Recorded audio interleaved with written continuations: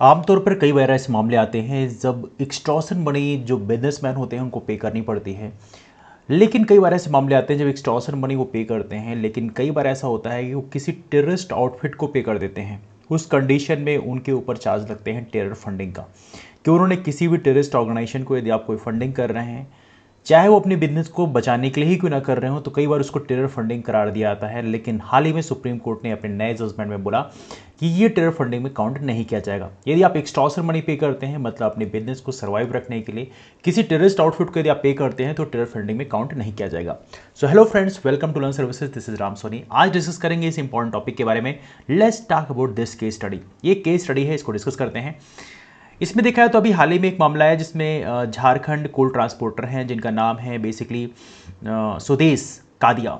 सुदेश कादिया की बात करें तो इन्होंने बेसिकली वहाँ पे झारखंड कोल ट्रांसपोर्टर हैं और इन्होंने वहाँ पे तृतीय प्रस्तुति कमेटी है जो कि communist party of India moist, CPI moist.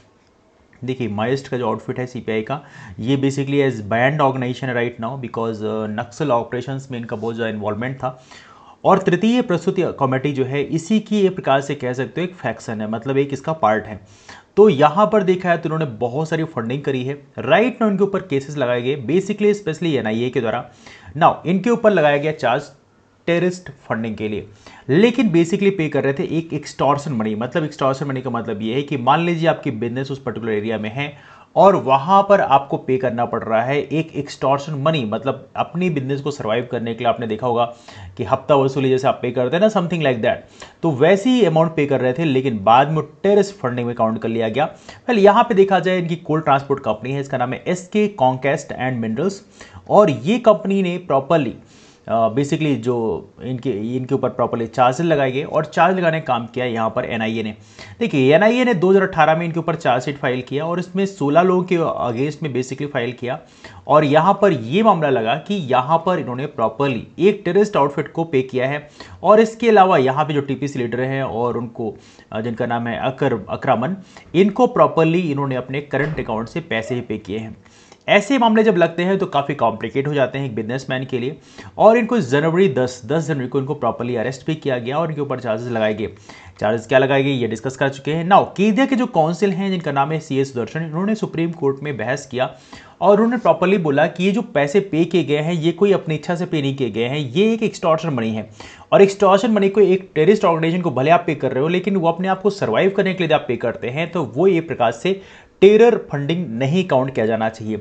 Now इस मामले की सुनवाई कर रहे थे सुप्रीम कोर्ट के जज जिनका नाम है जस्टिस एल एन राव और जस्टिस एस रविंद्र भट्ट। इनकी बेंच ने सुनवाई किया और उन्होंने प्रॉपरली एक जजमेंट दिया जिसमें उन्होंने बोला कि नहीं नहीं, जो पेमेंट ऑफ एक्सटॉर्शन मनी है ये टेरर फंडिंग में काउंट नहीं किया जाएगा।